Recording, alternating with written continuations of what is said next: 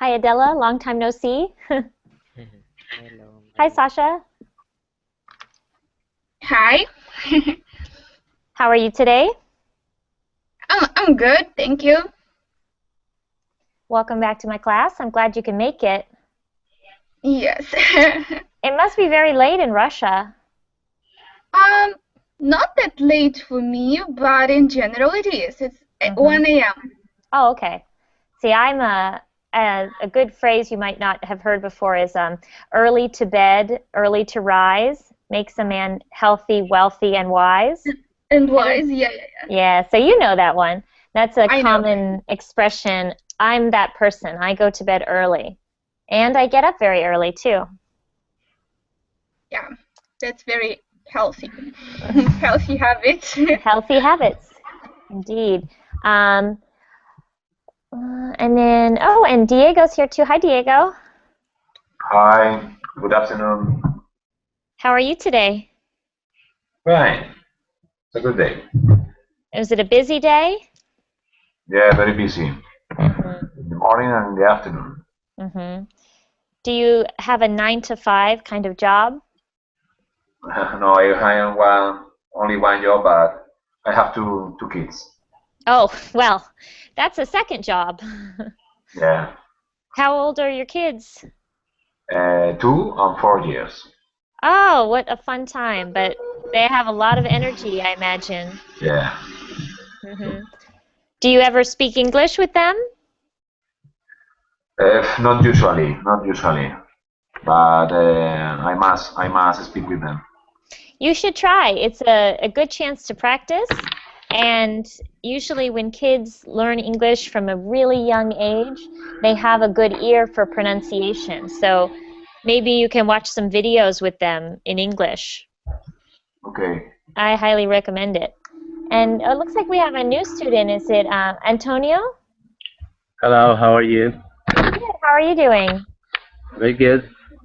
And where are you from, Antonio? Could you introduce I'm from yourself? Argentina. Hello. Well, my name is Antonio. I'm from Argentina, but I am living in Mexico. I have been there the last 4 years Oh, and studying, and now I am in Los Angeles.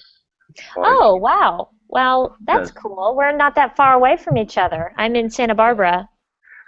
Good, very good. Yeah. But We're, I am so bad because my English is so bad. I have a big problem here, and so I am taking this class. yes, the thing is about living in California is you don't need to speak English to live here. It's very No, easy to get by, as I'm sure you know. It's very yes, easy but to. one of my goals here is to learn English, and I can do it. Mhm. If that's the case, you need to move to Nebraska or Kansas, Yes, someplace where you won't meet other Spanish speakers. yes, maybe. That's okay. We like to have you here. And we've got Eduardo here. Hi, Eduardo. Hello, teacher. Nice to see you. Nice to see you too. Well, hear you at least. How's your day going? Fine. It's 11 p.m., so I'm a Hmm. little bit tired, but I'm But gonna you're take a, but a you're so couple. excited to learn some English. Of course. Eduardo, remind me of where you live. What country are you in? I live in the southeast Spain, That's right. Was it Malaga or Valencia? Alicante. Oh, that's right, Alicante. Okay. I have a friend from Altea, Yeah, so I really visited. close. Yeah, I visited her. Um, I guess about 2 years ago, and we went to Alicante, but didn't spend very much time there. Okay, mostly we went to the beach. Yeah. Okay, so I think we have everyone here. I muted your microphone, Antonio, just because there was some background noise, but you can turn that back on by clicking on the microphone button. But usually when I'm speaking, I just have my students turn off their microphones, and then when it's your chance to speak, then you can turn it back on. That way we won't hear an echo and everyone will be able to hear me. Okay? So I'm going to start off by explaining our lesson today. I'm a big fan of idioms, both in English and foreign languages. I like to study them in foreign languages because you can learn so much about a culture by studying their idioms. So today we're doing idioms, and for those of you who don't know, I imagine you all do, these are those special phrases in a language that cannot be translated, but they have a specific meaning, and they're often used in everyday speech, colloquial speech. So today's theme is animal idioms. There are hundreds of idioms based on animals. The idea is that animals have certain characteristics or qualities, and we tend to describe people using those qualities. So we tend to compare them to animals using these animal idioms. So I'm going to turn on the screen share, and we're going to go over these idioms one by one, and at the end of the class I will send you the link. But beforehand, I don't want you to have all the definitions, because I'd like for you to guess the meaning. If you've heard it before, you can tell us the meaning, but give others a chance to guess what the meaning of each idiom can be. Okay? So let's get started. I'm going to turn on my screen share. We're going to talk about idioms. So start at the very top. Okay. Animal idioms. So there's on this website, you can see the complete list, or you can divide them based on the animal. We're going to look at the complete list today and see how many we can get through. And if we have time, we might watch a video. But if you want to study these on your own, you might focus on one group of idioms per week. Okay, so animal idioms. Number one, to act as a guinea pig. Okay, to act as a guinea pig or to be a guinea pig in a situation. What does that mean? Any guesses? Does everyone know what a guinea pig is? If you're from South America, you probably know it's this small animal that looks like a hamster or like a rat, but not exactly the same as a rat. So who knows what it means to act as a guinea pig? I have no idea, but maybe it's like clumsy or fool. Interesting. Interesting. Good guess, Eduardo. I'm glad you volunteered to suggest a definition. Has anyone heard this before? Maybe Diego or Adela or Sasha? Have you heard it before? No. Oh, very good. One that Sasha doesn't know. Okay. Sasha, why don't you guess? What do you think it could mean? Well, maybe act as a guinea pig. Maybe judging by the word act, and that it uses the definition, not the definition, but the notion of an animal. Usually we test some medications on mice or rats. So maybe to act as a guinea pig, maybe it's something on which we make some tests.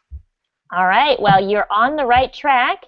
It means to allow some kind of test to be performed on someone. So that was a brilliant insight. We use guinea pigs and other animals like rats and mice to test products in labs, in laboratories. So we test chemicals and we test medicine and other things on these small animals to see what kind of reaction they have.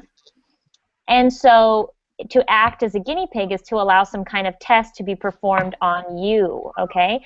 To be the guinea pig is to go first and allow something to be tested on you. And the sample sentence is, I was not happy to act as a guinea pig for the new training material. So is that definition clear to everyone? To be a guinea pig means that you volunteer to be tested. And it does not refer to being tested with products necessarily, but it could be, let's say I invented a new product or a new system for learning English, and my students who are testing it for me are my guinea pigs. Eduardo says for Spanish speakers it's called an Indian rabbit. Okay, that's useful to know. I've never heard that before. Oh, and looks like Hussein has joined us. Hi, Hussein. How are you?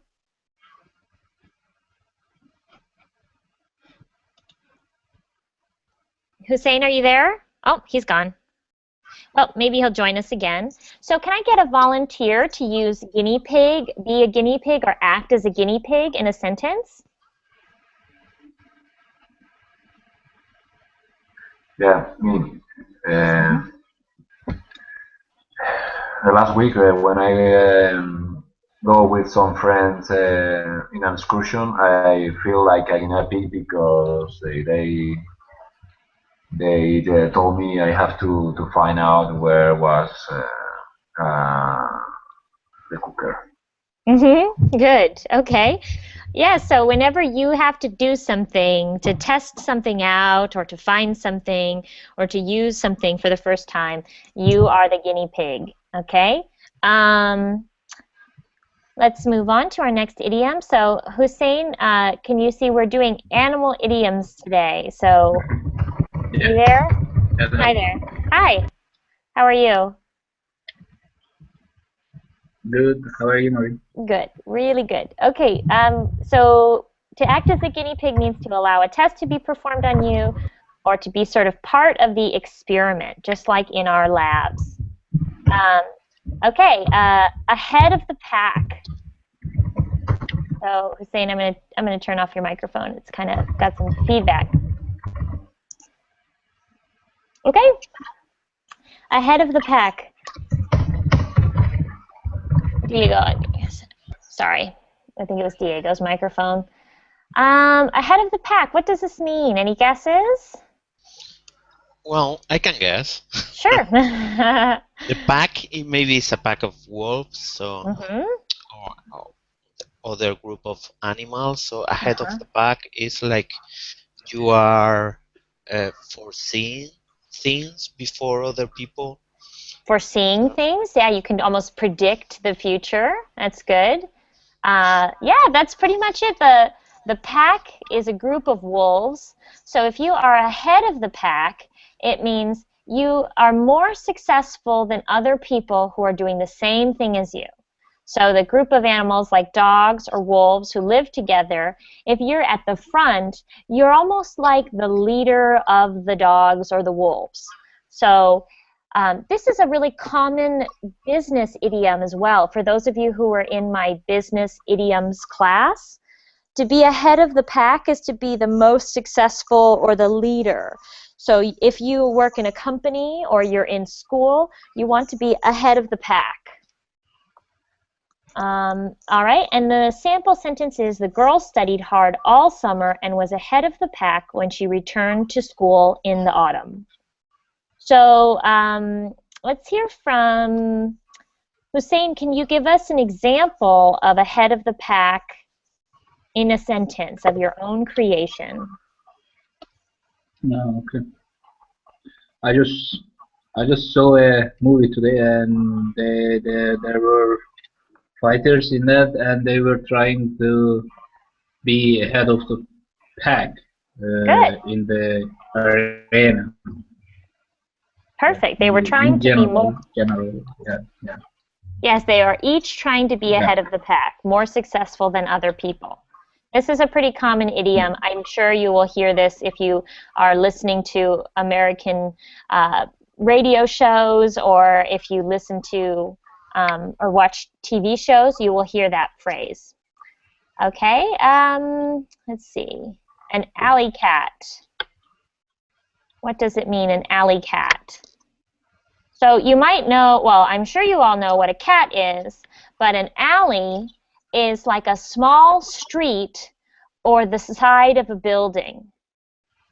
It's on the side of a building, and it's like a little street, and that's where you put your trash cans and that's where you have fire escape. So an alley is that small space between two buildings. So what could an alley cat be?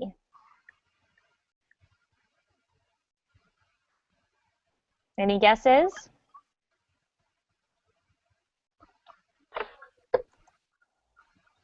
City cat. A cat, yeah. A cat that plays. Yeah. Okay, let's find out. An alley cat is a stray cat. So a stray means it doesn't have a home. It doesn't have an owner. So this one to me isn't really much of an idiom. I'm not sure why they included it, so we'll skip over that without doing an example of it. And this next idiom, I've also never heard this idiom before, so we'll learn it, and I'll just read it, but we're going to skip over it because it's not very common, okay? As awkward as a cow on roller skates. So awkward is a complicated word to explain, but I'm sure you have this concept in your native language. Awkward is like uncomfortable, a little bit uneasy, or in some cases, referring to someone's body, it means that they are not very graceful, not very athletic. So the sentence for the example is, the little girl was as awkward as a cow on roller skates when she first began riding her bicycle. So as you can probably imagine, this little girl couldn't move very well on her bicycle, so she was as strange looking as a cow who has 4 roller skates, 1 skate on each of her hooves. Okay, here's a really common idiom, as blind as a bat. Does everyone know the phrase blind, or the word blind, and what that means? Of course. When you cannot see. Right, when you cannot blind. see. So you're blind, and as blind as a bat, what does that mean then? You cannot see too much. Very good, yeah. A person who can't see, they just say blind, but as blind as a bat, bats are supposed to be blind. They cannot see. They use something called echolocation. They use sounds to figure out where they are in the world. And this is a really common idiom. In fact, I like to tease my mom and say that she's as blind as a bat because she can't see without her glasses. Okay, can I have a volunteer to read the example sentence?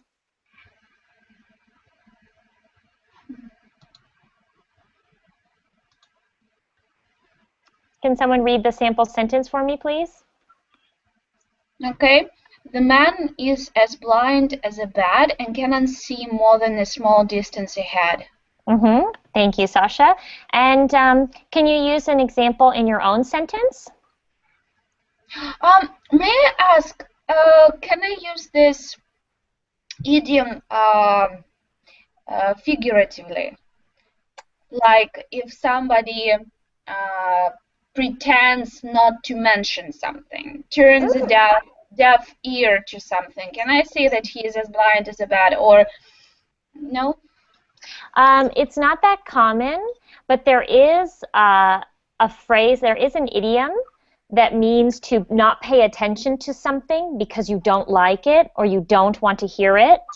And that idiom is to be an ostrich with its head in the sand. Okay, I'm going to write that in the chat box. So have you heard that idiom before, an ostrich with its head in the sand? No, but we have something close in Russian. Okay, so an ostrich is that big bird, the biggest bird that doesn't fly, and they have a long neck, and they stick their head in the sand when they're scared. So when you're referring to a person who doesn't pay attention to something because it makes them uncomfortable or they don't like it, a better use of an idiom would be referring to them as an ostrich with its head in the sand, rather than saying blind as a bat. Blind as a bat is not used figuratively. It's only used about their eyesight. But you can say that they're being an ostrich with their head in the sand, or an ostrich with its head in the sand. So do you want to make a sample sentence using the ostrich idiom?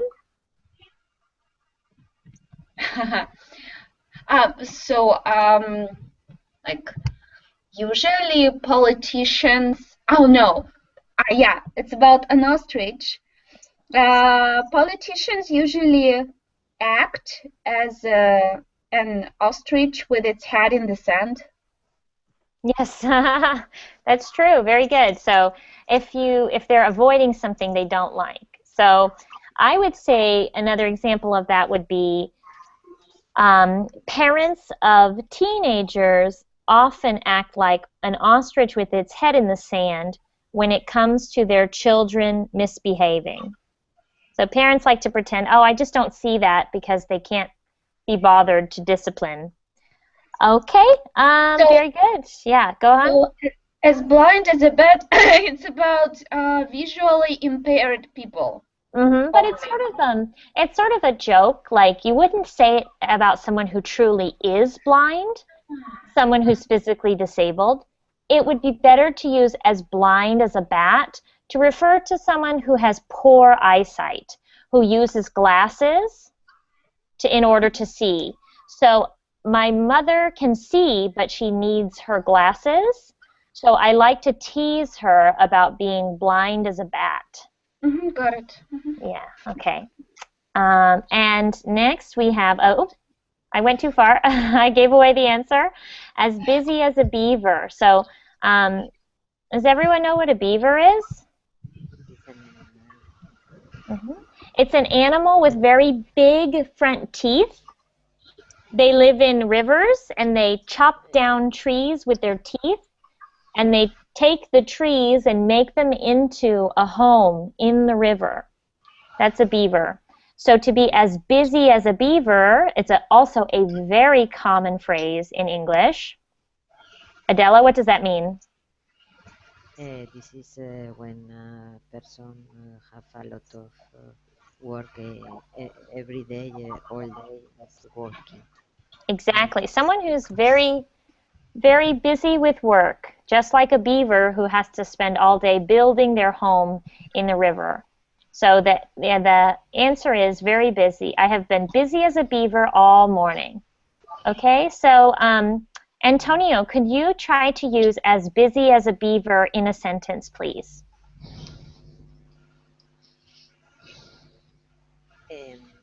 My teacher is very is busy as a beaver because they have a lot of homework to review. Your teacher is as busy as a beaver because they have a lot of homework to review. That was going to be my example. I was going to say, I'm as busy as a beaver in the beginning of the semester because I have a lot of homework to grade. Okay? I'm going to skip. A question, Maureen? Yes, go ahead. Yeah. We can use instead beaver ant or bee. Busy as a bee.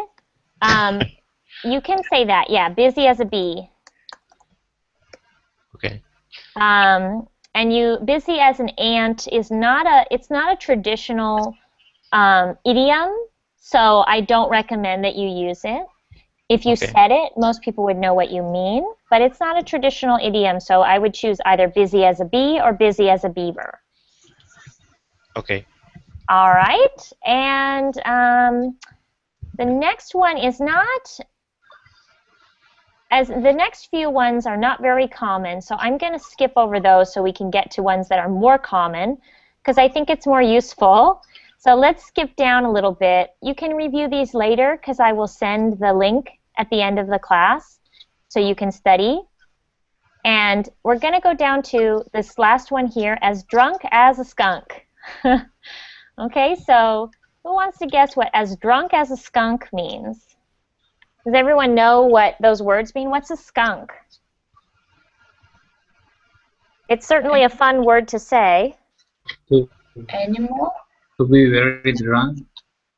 And it's a skunk is a small animal that is black, and he has a white stripe down his back. And when he gets scared, he sprays a really strong smell. Okay, so I didn't know this until recently, but skunks only exist in North America. So you don't have them in Europe. So if you live in Europe, you've probably never smelled a skunk or seen a skunk. But they have a very strong smell. So to be as drunk as a skunk is kind of a fun way to say.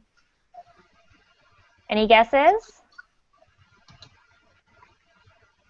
The answer is very drunk. The man was drunk as a skunk when he walked into the restaurant. Okay, a person who has had a lot of alcohol and cannot control themselves, you could describe them as drunk as a skunk. And it's a pretty fun way to describe someone. It's a bit funny, so you can use it in a funny situation. For example, if you take your friend out for their birthday and they drink a lot because everyone is buying them a drink, at the end of the night, you could describe them as drunk as a skunk. So who would like to use that in a sentence? Maybe I can hear from Antonio. Can you try to use drunk as a skunk in a sentence?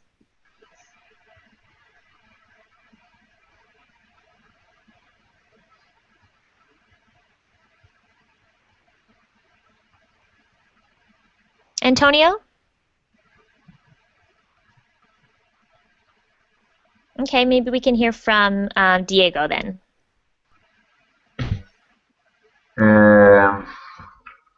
Last Saturday, when I went out with my friends, after 2 hours, we were as drunk as a skunk.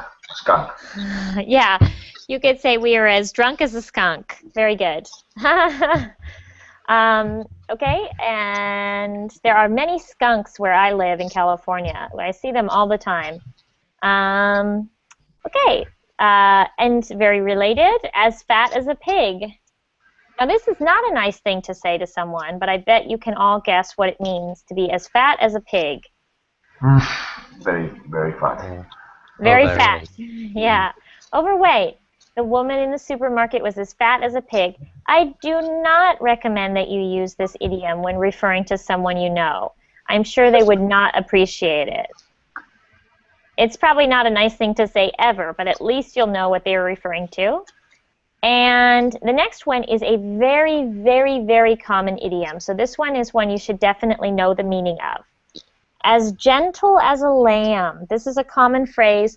People use this to describe their animals. If they have a dog, sometimes people will be concerned that a dog could be a mean dog who might bark or bite a small child. But the owner will say, don't worry, he's as gentle as a lamb. So what do we think that means? He's a kind person.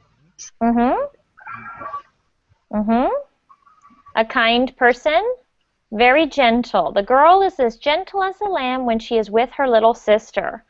Okay, so Adela, could you please try to use as gentle as a lamb in a sentence? My friend is a gentle as a lamb. He's a gentleman. Okay, he's a gentleman. He's as gentle as a lamb. He's a gentleman. Very good. And then I'm going to skip over the next one because it's not very common, but just for your sake, I'm going to explain the word gruff. Have any of you heard this word gruff before? Mm-hmm. Oh, it looks like Antonia's having some... Yeah, so rude. Gruff means the same as rude. It's someone who is not very polite. They don't know how to act in society. So unsociable is another way of saying it. Someone who perhaps does not know how to be polite during a party, or they can be rude and a bit standoffish. That's another word you might not have heard, standoffish. That also means rude.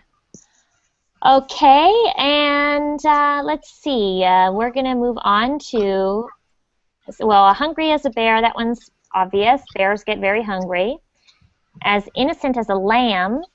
Again, that's a pretty straightforward one. As meek as a lamb is the same as gentle as a lamb. So those are used pretty much interchangeably. Then we have as nervous as a cat. That means very nervous, okay? But that's a common phrase. And there's another idiom I think is better that I'm going to explain. Has anyone ever heard the term a scaredy cat? I'm going to type it in the chat. Excuse me. Who's heard this term before, a scaredy cat? I heard, I Okay. think, when you are a chicken something. When you're a chicken is the same, it has the same meaning. A scaredy cat, you can see it's right there in the name, scared. And cats, they get very nervous. They get extremely agitated, and they are very skittish. That's another way to describe them, skittish. So let me type that word. So if you scare a cat, they'll run away and they'll run off very quickly. So a scaredy cat is a person who gets scared very easily. Someone who doesn't like scary movies, someone who is very nervous to sleep alone at night, that person is a scaredy cat. So how many of you consider yourself a scaredy cat? Anyone here consider themselves a scaredy cat? I don't know, but No. when it comes to deal with glass, yeah, I prefer not to touch or to deal with glasses. Oh. In case I might break it or something. Oh, interesting. So you're a scaredy cat about one thing, about glass. That's interesting. I consider myself a scaredy cat. I am scared by everything. By scary movies, by Halloween, by being in the dark in my house. The other night I heard the wind blowing and it scared me. So I'm definitely a scaredy cat.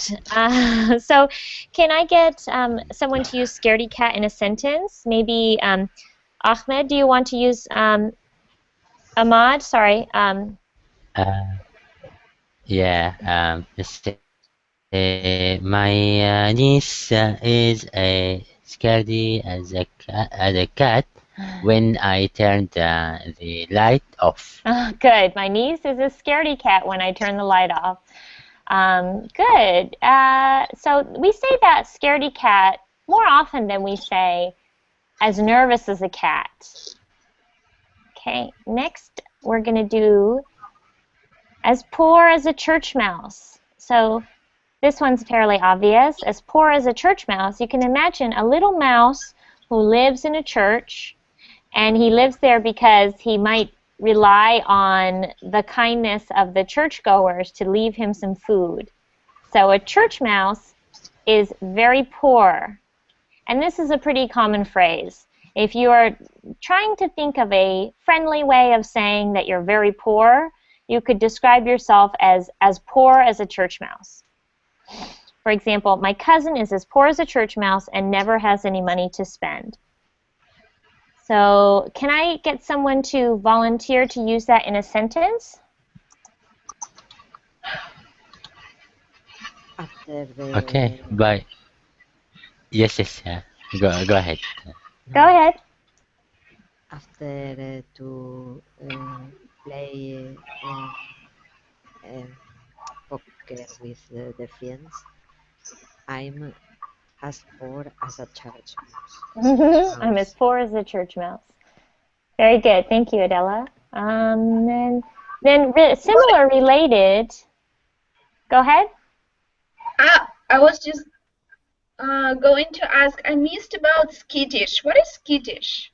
Skittish means nervous or scared very easily. So a cat could be described as skittish because if you make a loud noise, the cat will be nervous and run away. That's what skittish means, but thanks for asking. Similar to as poor as a church mouse, we have as quiet as a mouse, and in fact, many people say as quiet as a church mouse. So what do you think that means? It's very easy.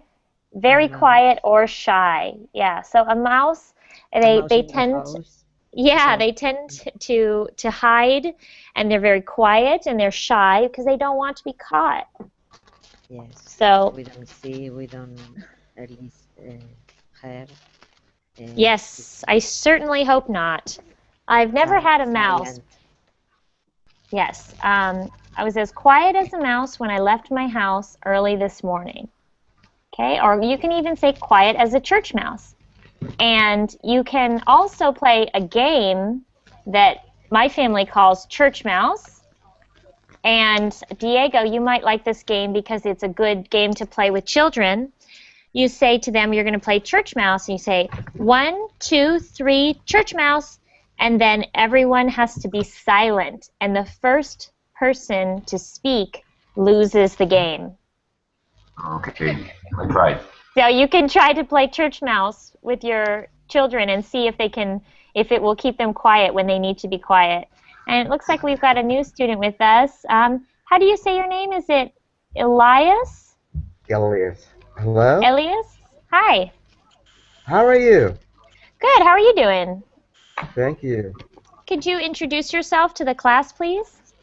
My name is Elias. I am Moroccan. I'm studying Spanish on Arabic. I would like to brush up my English. So Great. Well, I welcome hope. to the class. Thank you so much. I'm Maureen, and today we're talking about animal idioms. So we just finished discussing as quiet as a mouse, like as quiet as a church mouse. I'm going to skip ahead to a few more down. We have as scared as a rabbit. This is similar to the nervousness one, very scared. So I'd rather that you learn scaredy cat than as scared as a rabbit. And this next one is a very common idiom in English, as sick as a dog. This is probably the most common idiom on the list. So what do you think it means to say that someone or or yourself is as sick as a dog? Very sick. Uh-huh. These are all pretty simple. It means very sick. So I describe myself as sick as a dog if I get the flu. For example, in the sentence, my friend was as sick as a dog when he left the restaurant last night. It's a very common phrase. I'm not sure why they say that, because dogs don't get sick very often. So I'm not sure why they have this idea. And here's one I really... Can I use it when like person throws up? Yes. Yes. You can use it when a person throws up. You can use it when they have a cold, when they have a flu. But the implication of sick as a dog is that they are very, very sick. Like they almost can't move and they can't get up out of bed. So it means very strongly that you are very sick. Okay? And how about this phrase, as sly as a fox? There's two versions of this phrase, as sly as a fox. And is everyone familiar with this adjective, sly? Yes. It's a line from the song. It's like... cunning. Cunning or clever, or it's like someone who's very, very sneaky. So as sly as a fox. And there's another, oh, thank you for your comment. I appreciate that. As wily as a fox is another way to say wily means the same as sly, sneaky, or cunning. And I like this phrase because Wiley is my last name, so people call me Wiley as a fox. So those both work. And let's see, moving on. And so it's smart and clever. And foxes are known for being very clever. They get through the cages to where the chickens are, and they steal a chicken. And there's a great book in English that they made into a movie that some of you might know. It's called Fantastic Mr. Fox. Has anyone seen that movie or read the book? So it's Fantastic Mr. Fox is originally a book. And if you are looking for a book that is in English that's not very difficult to read, but also has a great story, I really recommend that you look for a copy of Fantastic Mr. Fox in English. It's a great chance for you to read out loud and work on your pronunciation and just keep practicing your English when you're not in our classes. So I loved that book as a child, and I still love it today, so I recommend it to you. And then next we have as strong as a horse or strong as an ox. This is an old-fashioned idiom. I bet you can guess what it means. Yes, someone is strong, yes. Very strong. Yeah. The man was as strong as an ox and helped us move the sofa. Can I say vigorous? Can you give me an example? Like sportsmen are usually vigorous? Yes, I think it'd be better to say strong as an ox. The reason is that vigorous is a good verb, adjective to know, but I'm embarrassed to say this, but it also has somewhat of a sexual connotation. So be careful of using it. I wouldn't recommend that you use it unless you know exactly what you mean to say. So vigorous is like a stud, yeah? Yeah. Well, I don't know. We're getting into some strange territory, but I'll try to explain the best I can. Vigorous is a word that people usually use to describe certain things. So when you use it to describe a person, it has sort of a sexual connotation. A better word would be like energetic, or like Eduardo says, energetic, or powerful. Those don't have that second sort of double entendre meaning. But you can also say strong as an ox or strong as a horse, and it doesn't have that meaning either. What about bull instead horse or ox? Strong as a bull, I wouldn't use that. That isn't as common. So I choose between horse or ox. And the most common one, in my opinion, is strong as an ox.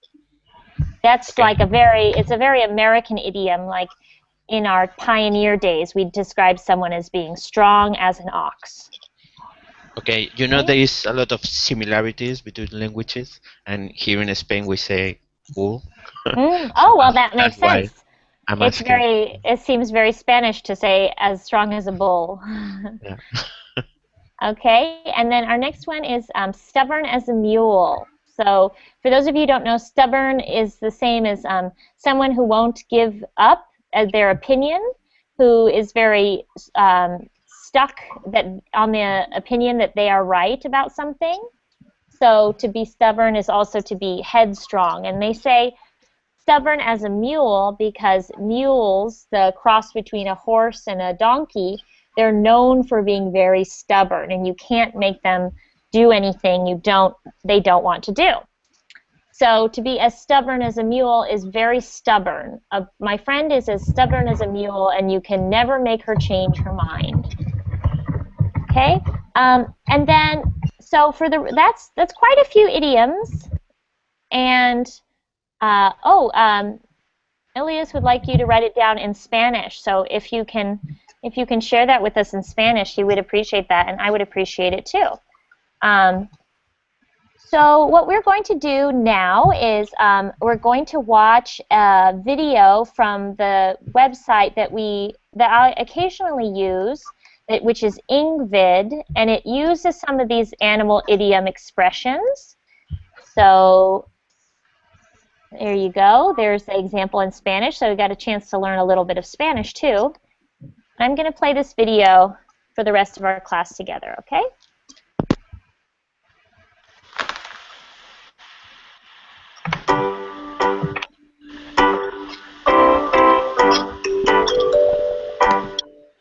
Everyone knows that networking is important.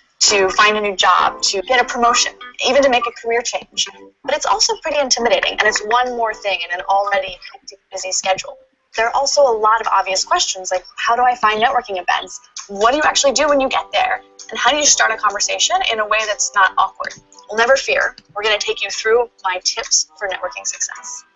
I first like to boil down networking to the basics, to reframe it. It's much easier to approach if you look at it as meeting interesting people and developing connections. You can cast a wide net for potential networking activities, so professional associations, industry groups, even things like an alumni organization or an online site like meetup.com that connects people. If you can't find a networking event that suits your interests, start your own.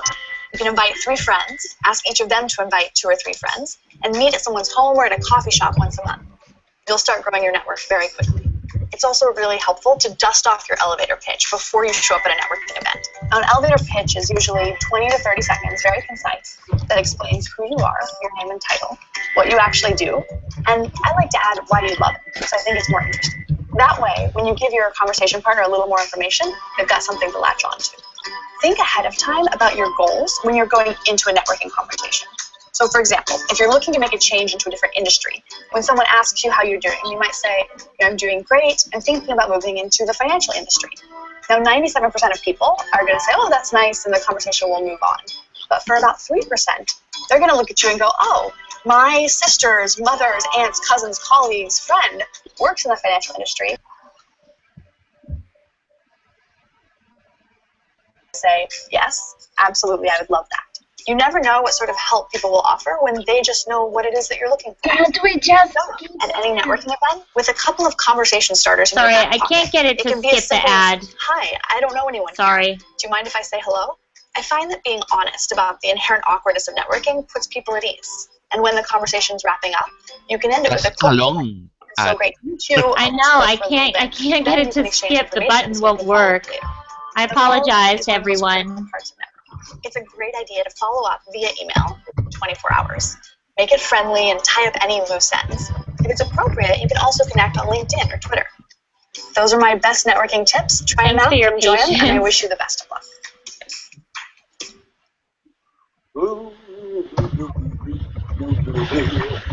Ooh. Okay. Hi, it's James Wingford. I've just been shocked. It's bringing out my animal nature. Today's video is on expressions. Some people say idioms, but expressions using animals. Now, in English, you will find there are a lot of expressions and animals, and people never really think about it. In fact, I think in your own language, the same thing happens. You have expressions with animals, and you use them every day. What I want to do today is give you about 6 of them from different animals. And I want you to get the understanding, because this will help you when we do other ones later, or for ones you already know. Animals are usually used to show human behavior. Well, yeah, when we say like crazy like a fox, we mean really smart and intelligent, stealth-like, not stealth-like, but clever. Clever means to have good skill. So we're talking about human characteristics or things that humans have. And we're showing animals that depict, and depicted is another way for saying show. Show how, or in the best way to illustrate to other people. I must be a visual person, because I like these visual words. Okay, but they show in the best way for people to look at the animal and understand instantly. And that's one of the best reasons for using these kind of idioms, because what you really mean, people understand, even if you don't use it perfectly. I mean, like, smells like a rat. I said that today, and I meant smell a rat. And that's one of them you're going to learn today. Because as soon as you know, oh, that must be bad, even though I didn't say it correctly, you'll get it better than some other idioms you might try to use to express yourself. So if you keep in mind that animals are used to show human behavior, then you'll basically understand why we use animal idioms, and it will be easier for you to remember. Okay? Like that? Yeah, because you're crazy like a fox. Okay. Where should we start? What the? Whoa. Okay, apology time. Sorry. The Ingvid art department is not here. Usually these would be one much better, but our monkey looks like something on LSD. Okay. The rat looks like it's got rabies, which is a disease. And the pig looks like it's been going on, like, I don't know, the or I don't want to say somebody's diet because someone will get angry because it means the pig looks fat, like it's been on a, okay, whatever, whoever's diet, okay? But let's get to the board and talk about the animal expressions, okay? I did 2 for each, but when you think about them, remember what I said, animals show human characteristics or actions or the behavior, okay? And this will help you remember. Well, I like this one. Monkey see, monkey do, number 1. What does that mean? It means to copy. If you watch monkeys or apes, you know, Tarzan's ape, they copy humans all the time, and we love them, right? We see them walking and talking and trying to act like us. And because of that, we use the idiom monkey see, monkey do to talk about a person who's copying you or copying someone else, especially babies and children. If you take up a cigarette and smoke, if you look down, a baby will pick up a pen or a pencil and pretend to smoke. And the mother might say, monkey see, monkey do. Okay? In a way, it's an insult. Remember this. Because monkeys are considered lesser humans. Less than humans. So if someone says monkey see, monkey do, they're not really giving you a compliment. They're saying, that person's an idiot, and so are you. Monkey see, monkey do. Okay? So don't use it on people unless you're using it in a funny way with a good friend. Like he's copying you. You go, monkey see, monkey do. Or you want to insult somebody. Monkey see, monkey do. Understand? Cool. And that's why we use it for children, because children don't know any better, so we say they're not as smart as adults. All right, that's the first one. Now, monkeys are not only, they are very intelligent, that's why they can copy humans. But a second one is monkey business. If I say, when I leave, Mr. E, I don't want no monkey business going on around here, it means I don't want any illegal, trust me on this, illegal or unethical behavior.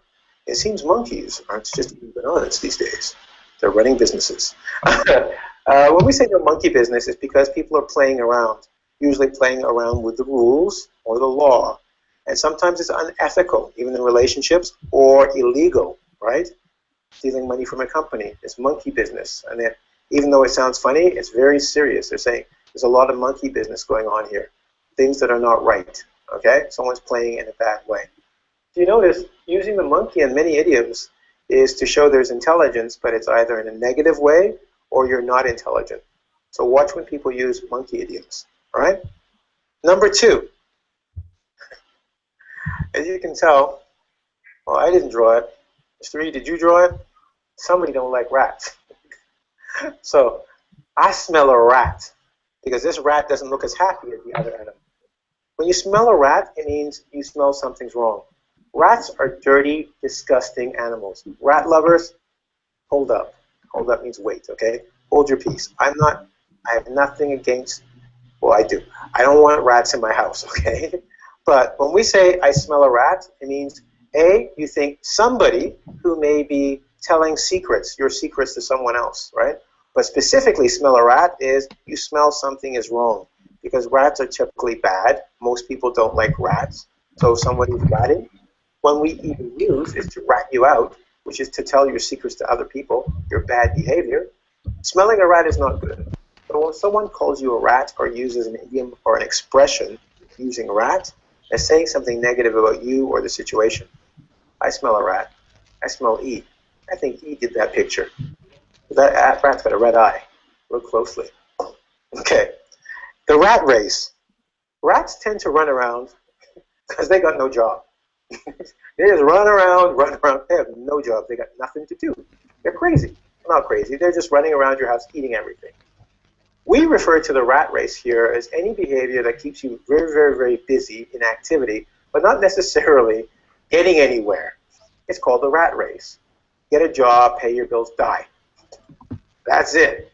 That's the rat race. You go, what is the significance? Significance means importance of my life. What am I trying to accomplish? When you're in the rat race, you don't have time for that. All the rats are running in the same direction, and so are you. We're all to get our cheese and get the heck out. We poop it out, then we die. The rat race is what you do with your life, unless you take time to think about it.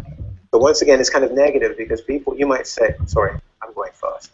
You might say the rat race is what everybody does. But people who, is not just reading, but take time to enjoy life. Go, no, the rat race is getting caught up in money and business. And you should be careful about that, okay? So that's the rat race. We got two more. And I love these two, and so will you. To pig out. Notice our svelte pig. Svelte means skinny. Quite clearly, this pig is not skinny. To pig out means to eat a lot of food in a short period of time. Generally, we pig out on holidays. When you go home for Christmas, Hanukkah, Kwanzaa, Thanksgiving, Valentine's, or family dinners, you might pig out, which means to eat a lot of food in one sitting or at one time. I like to pig out when I go home to my mom's because she's a very good cook. You might pig out at McDonald's, right? And that means to eat a lot at one sitting. But don't try and pig out too much or you'll get like this pig fat. It's not a pretty sight, is it? Okay. I got one more to do, okay? I'm going to come back to a couple things here. Okay. Hog something. When you hog something, it means to keep to yourself for a long time when you should share some with other people. You could hog the road, which means your car takes up 2 lanes. You know, if you got 2 lanes of traffic, okay, if you hog the road, you drive here because nobody can move. But when you hog a pen, maybe everybody should use the pen for 5 minutes and you keep the pen for 30 minutes. You're hogging it. Like all pigs, you keep too much for yourself. Okay? Cool? I just want to go over with the rat race. One more, smell a rat. One more These are time. more Make sure informal. you understand, okay? To smell a rat means to know or think something is wrong. I smell a rat. I smell someone has told my secrets out, right? When you're smelling a rat. You'll watch many old gangster movies and go, I smell a rat. Someone's been talking. Someone in our group or organization, right?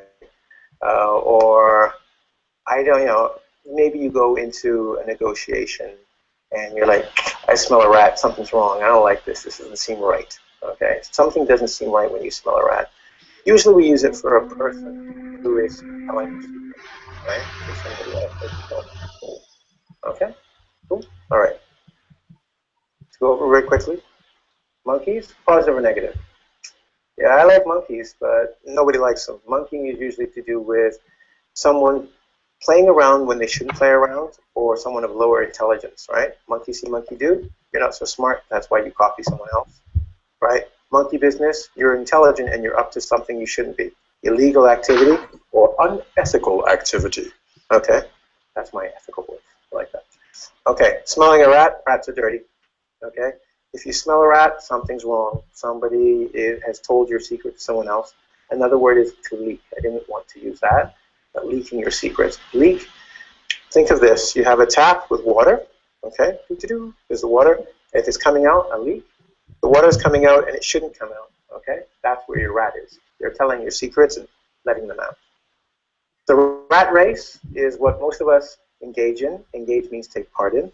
We are usually working and just basically eating, sleeping, working, and doing things that don't really make us better. You don't have time to think about it. And when you're in the rat race, you have to keep working and working hard, or you go nowhere. But the real funny thing, or the very funny thing about it is, the rat race, you're not going anywhere. You're just running with the other rats. The pig looks in shock. Pigs usually look happy. This one's shocked, like, this is what they look like on television. Right? Because he's pigged out, you can see the swelling. If I'm a doctor, you can see the swelling of the big area here. It's just the food is accumulating here, right? If he hadn't hogged the food, which means keep all the food to himself, he wouldn't have pigged out and he wouldn't be in this state here, okay? He looks like a pig. And pig here means usually ugly or disgusting, usually because you're overweight or grotesque. I don't want to go there. That's another word for another time. Anyway, Mr. E, that's why he was shocked, saying, what the, with animal expressions, right? So we've got our animal expressions down. Rats, monkey, and pigs, you should know they're in the Chinese zodiac, but they're no good. No good animals. And I got to get going because I'm almost over time. So time flies, and we'll talk about bird eating another time, sure. So where are we? www. No, only www.ing, as in English, vid as in video.com, where myself, Mr. E, and 7, 8, 20 teachers by now are looking forward to helping you. And there's no monkey business there. I'm telling you right now, because we don't hog the whole show. No. I share with the other teachers. In fact, you won't smell a rat when you go there. Promise. Have a good one.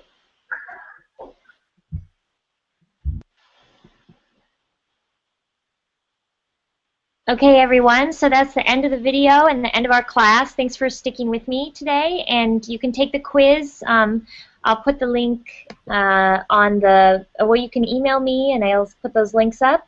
But thanks for sticking with me as I went over, and I will see you all soon. Okay, thank you. Okay, thank you very much. All right, take care. Bye-bye. Thank you.